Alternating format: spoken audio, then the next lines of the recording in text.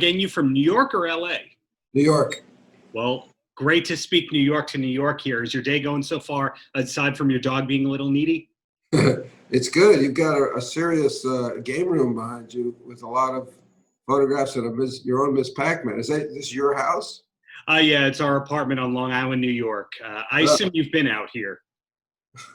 Where? Long Beach, New York, on Long Yes. Island. Yeah. I've been to Long Beach. Yeah. Cool.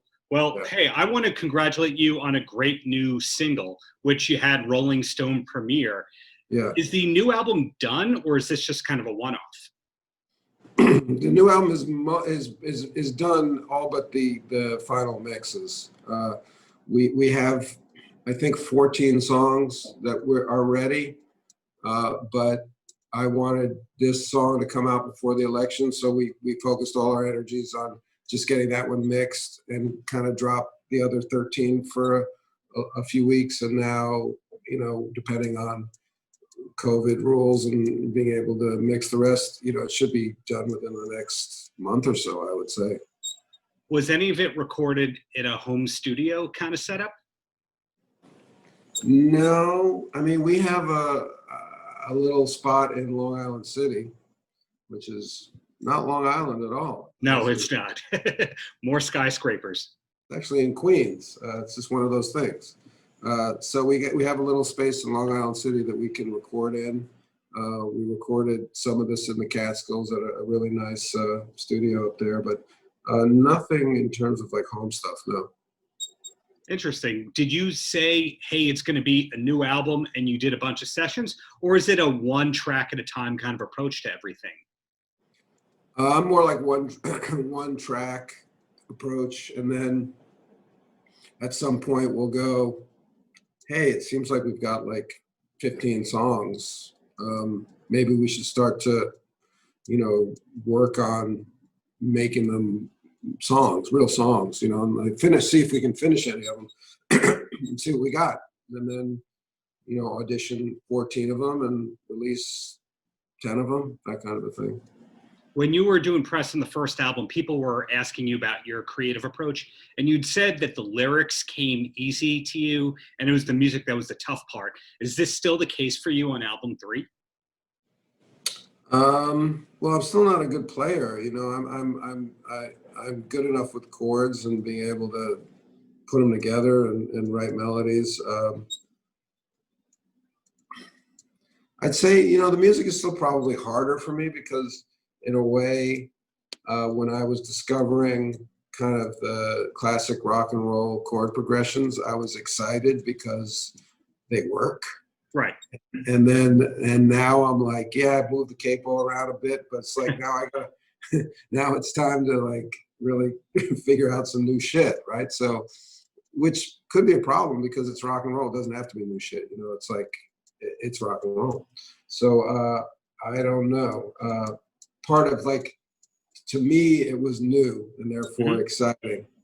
And it's still exciting to me, but it's less new. So I'd say on the one hand, it's probably the music is easier for me now, but it's also like, I'm demanding a little more of myself. When you started playing guitar, how long was it before you could do bar chords? I still don't love bar chords. It's funny. There was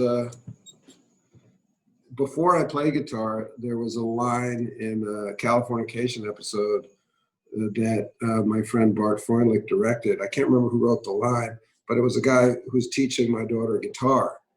And he said to her, bar chords are the key to rock and roll.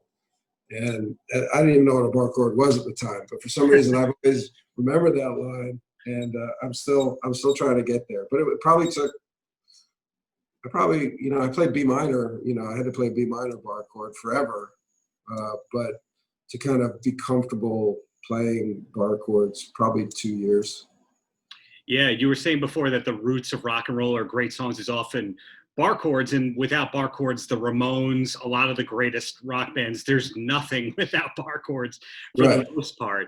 And when I look at a song of yours like Let It Rain, it's an interesting rhythmic approach where it sounds like to my ears that you wrote the melody and then made the guitar match it. Do I have that correct? Like the strumming pattern, you mean? Yes. Yeah, that wouldn't be my strumming pattern. That, you know, usually my like demos, or you know, when I like put down my song, my strumming pattern is more like a drumming pattern, you know. Okay. And like I always need to work on my right hand, but you know, because it can fall into the same kind of patterns. But so I'm pretty much just like keeping the beat. In terms of like creating an interesting strum, that would really be more, you know, Pat McCusker or Colin, or, you know, one of those guys who comes in and goes, you know, does that nice intro Yeah. to that.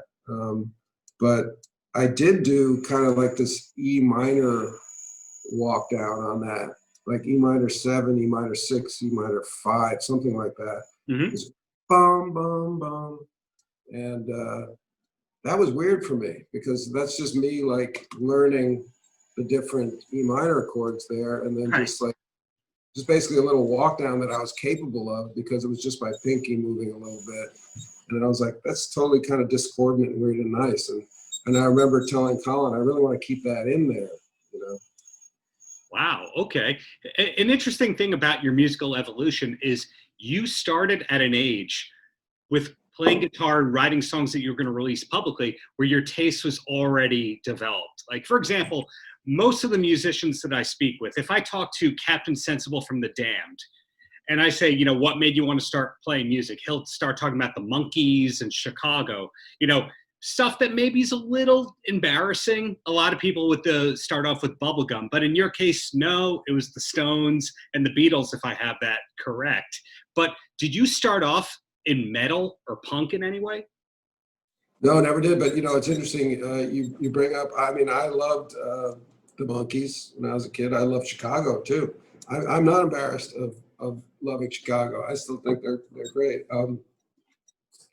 I think a lot of bands that we're taught to be embarrassed of are they're not. You don't have to be embarrassed of them. You know, because music is if it works, it works. You know, just because certain critics don't like the sophistication of it, you know, or, you know, the idea that the Monkees were a created or a cast band, a band that was cast rather than one that kind of found each other, you know. I mean, the distinction is nonsensical to me, you know. So, because like, how is it somehow better that the four lads in Liverpool somehow were born in that city and found each other than these people? You know what I mean? It's like kismet is kismet, and you know, music is music.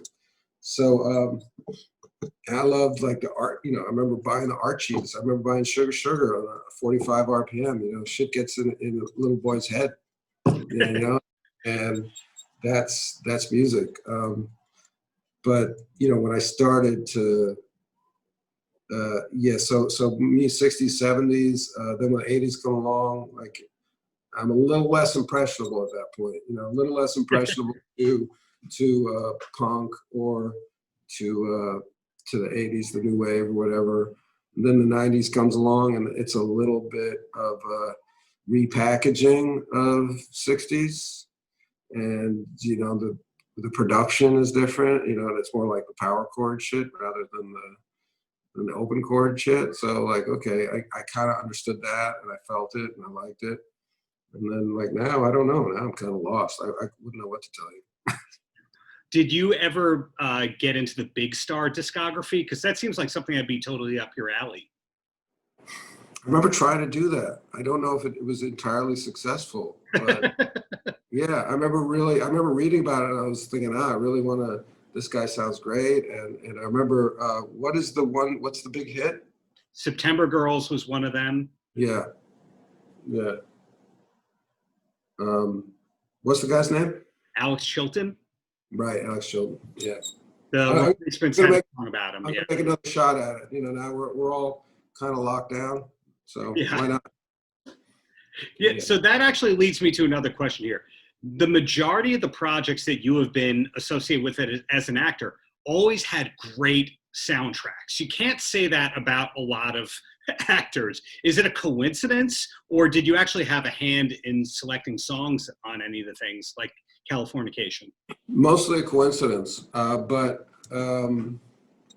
Californication, Tom and I, Tom Kapanos, we would talk a lot about music. He's a good guitar player. He's a real guitar player. Yeah. And a huge guitar fan. I mean, like guitar nerd.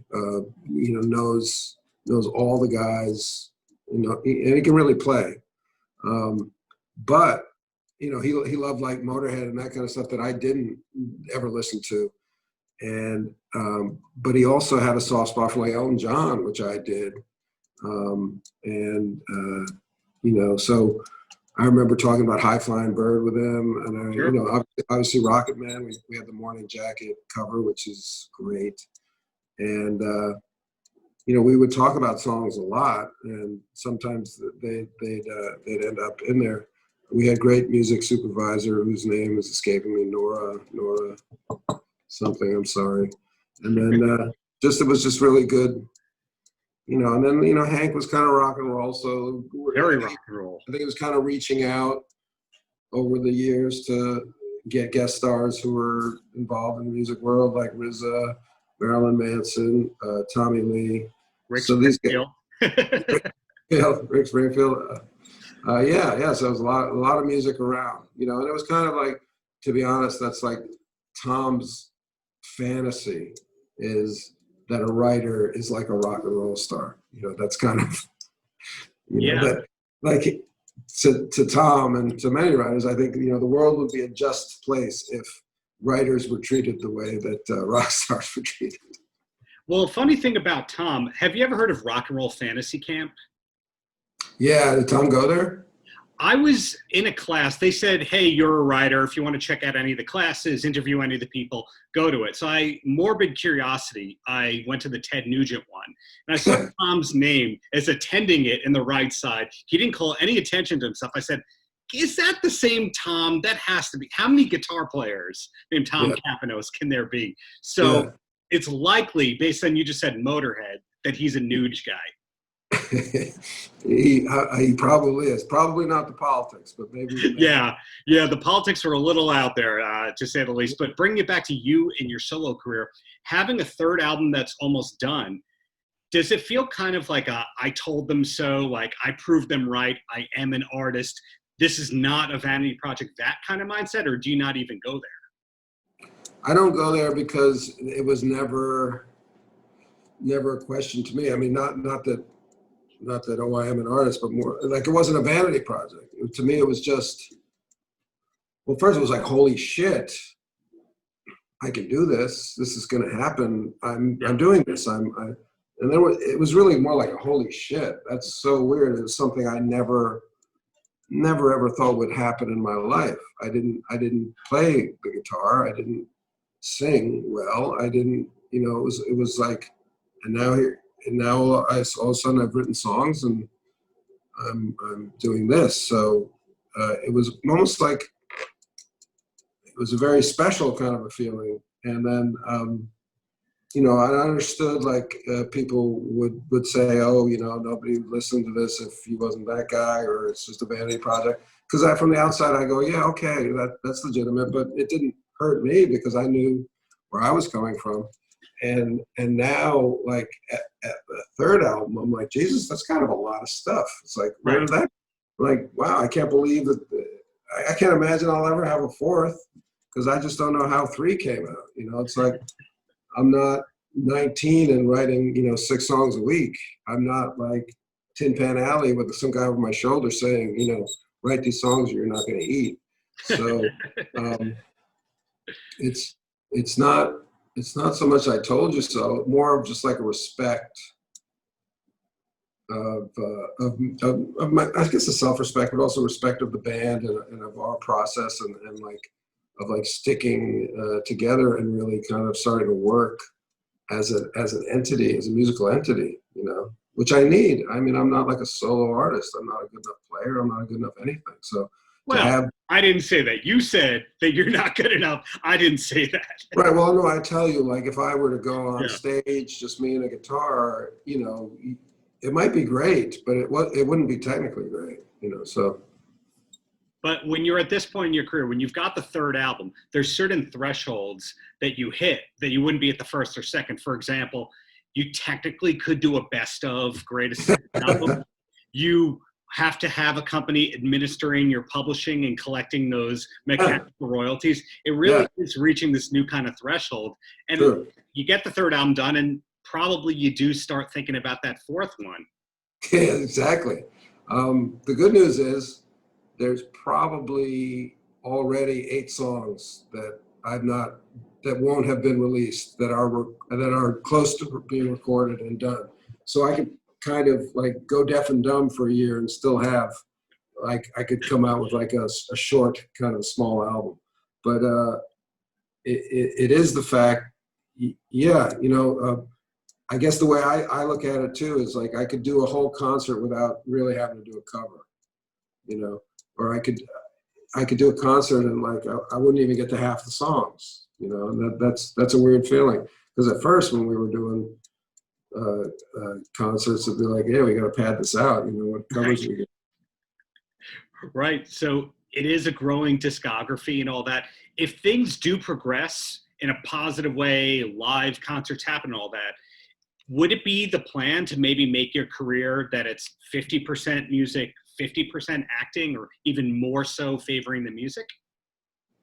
I don't think so, because it's, I don't know. I just never thought it would be possible to kind of have enough popularity in that area to really sustain. I mean, to sustain a career, solo one career, or I don't really have an interest in not acting or not novel writing or not directing or anything like that. So. I kind of never look at it that way. If I were to do that, I would really want to be a better guitar player. I'd like to take 6 months and I'd say, fuck it, you've got to play, 5 hours a day, and then see where you are at that point. Because, being old, I'm not going to get that much better, but I'll get better.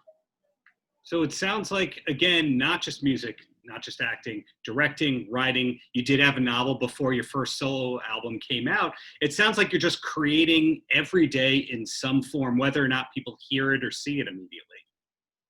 Well, yeah, that's the thing. I mean, it all kind of grew out of my frustration or my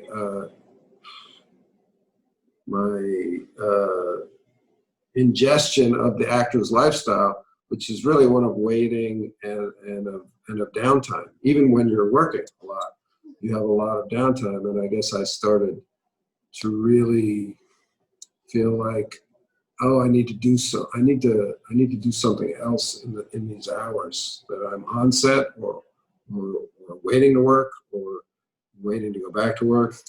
Right. And so yes, you're right.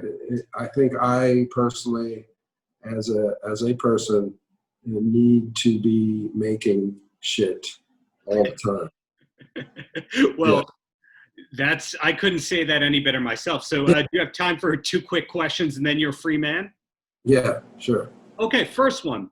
TV, obviously it hits home because you're an actor, but do you have a TV recommendation that you could pass along that people might be sleeping on, might not be watching, but should be?